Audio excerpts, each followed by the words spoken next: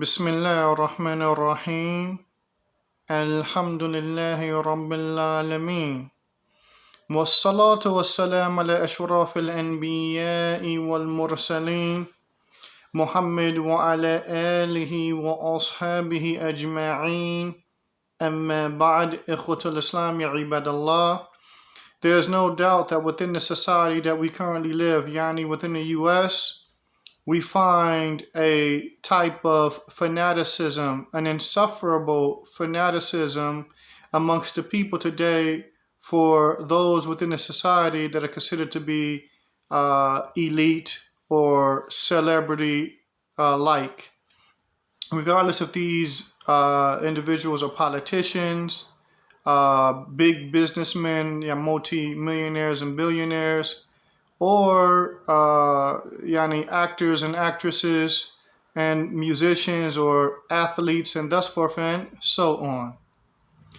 The people within the society are mesmerized by these personalities to the point that the fanaticism is clear for these types of individuals becomes clear and apparent. And it is an indication that the people don't recognize simple truths that Allah Tabaraka wa Ta'ala informs us of in His noble book. Now, when looking at this particular subject and illustrating it, I think it's important for me to quote some statements of Allah to further the point that I'm trying to make, generally speaking. Allah Tabaraka wa Ta'ala says, وَقَالُوا اتَّخَذَ الرَّحْمَنُ وَلَدًا. And they state or claim that Ar-Rahman, He has taken a son.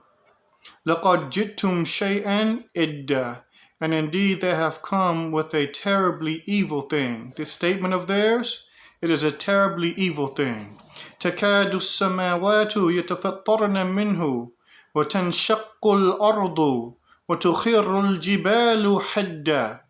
And the heavens are about to break, for lack of better translations, or rip apart or be torn.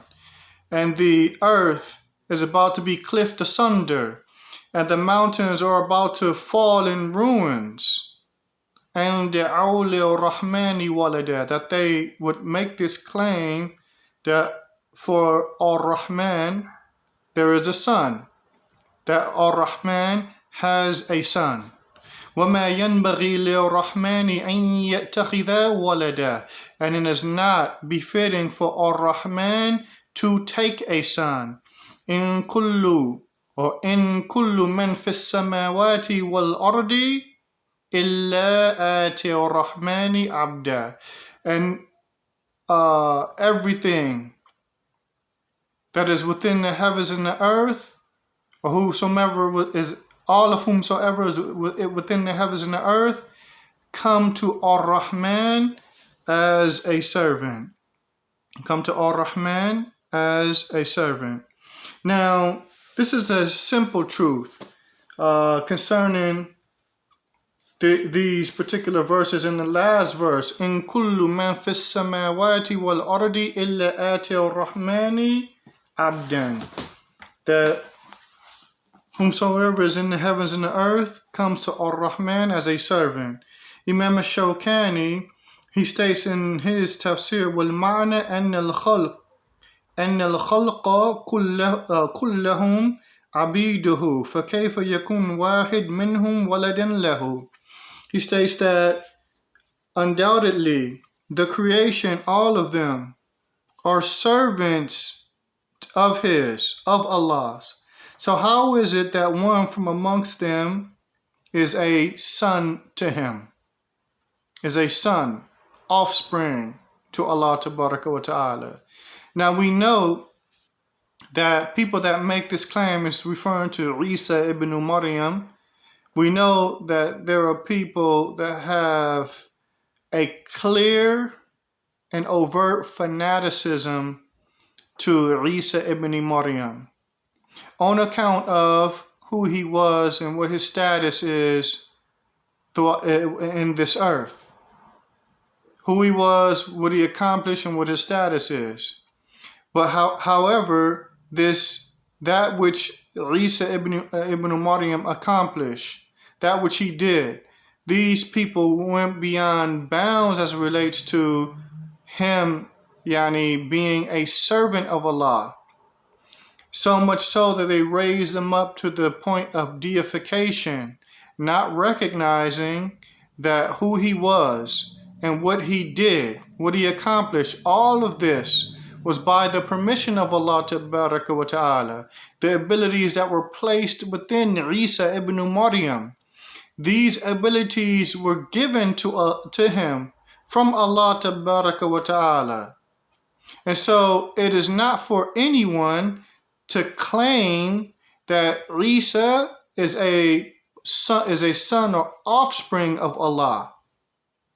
On the contrary, Isa is a servant of Allah. Showing Allah humility, servitude, humbling himself to the Most High. And so this example that we find in the Quran is a real simple truth. No matter what you see within this creation, no matter how magnificent that thing may be, it is nothing more than a servant of Allah Tabaraka wa Ta'ala. And in understanding this, and understanding that all things that were given, attributes that individual possesses, whoever it may be, Isa ibn Maryam or other than him, whatever attributes that person may have with him, whatever accomplishments that person may have achieved, and thus forth and so on, in reality, it really goes back to Allah, because Allah Tabaraka wa Ta'ala was the one that gave him these abilities. And Allah Tabaraka wa Ta'ala was the one that willed for him to be successful in whatever it is that he's successful in. And this is a simple truth. This simple truth that no matter who you see in this creation, that individual is a servant of Allah. It's this simple truth that people in this society, by their actions, forget what they say, but by their actions, don't seem to understand. Don't seem to understand.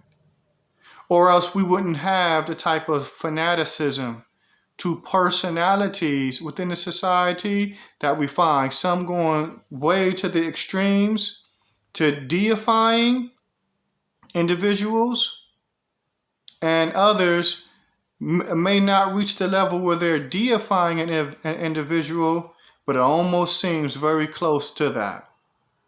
Now I'm going to give some examples just to make this, what I'm saying, more relatable. So as it relates to the political arena, for anybody that keeps up with politics in America, and I somewhat keep up with politics because what's taking place in government affects the citizens of this country.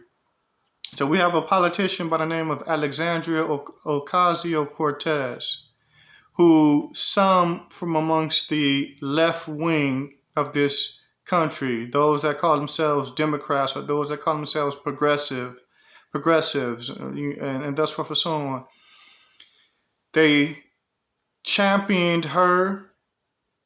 She ran on a campaign of wanting to fight for the people, and there were certain policies that she said she would fight for, like Medicare for all, like $15 minimum wage, and other than that. But Alexandria Ocasio-Cortez now has what you call a cult following. And this cult following of hers, they're mesmerized by her. So much so that it's causing them to be blind to simple truths.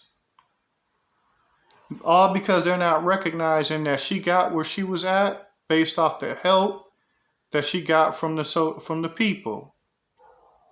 And so now she's sold out when certain people wanted her and some of her colleagues to withhold their vote for the Speaker of the House until they can get a guarantee for a vote on Medicare for all. She totally dismissed that, didn't follow what her constituents wanted.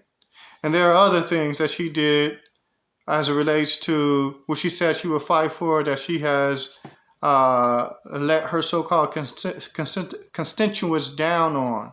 She is a clear careerist, and in layman's terms, a sellout to what she ran on. But because people are so mesmerized by her personality, they can't see these simple truths. And if it's brought up, then the person that's usually bringing these truths to them, they're talked about in the most despicable of manners. He must be this, he must be that, and thus forth and so on. That's one example.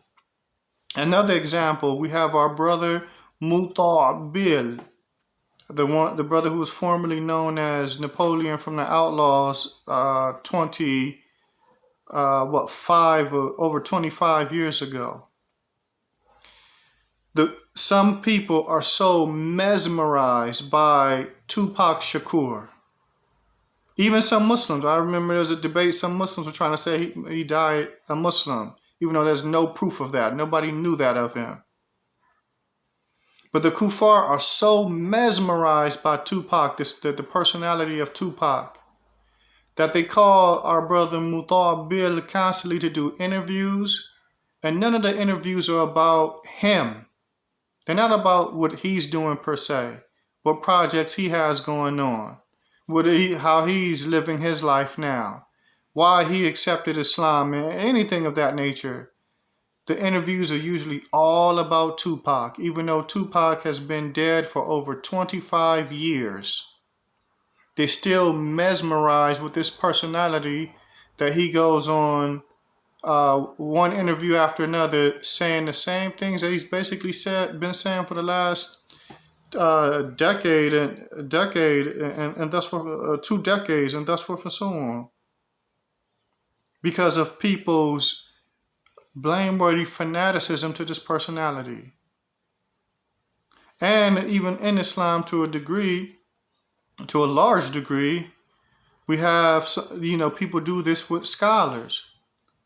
For those, you have a group from amongst those that attribute themselves to Ahl Sunnah, the methodology of Ahl Sunnati wal Jama'ah, go beyond bounds with certain scholars. And if I was to use a scholar in particular, Sheikh Rabi ibn Hadi al-Madkhali, there's a certain group of people that go beyond bounds with him.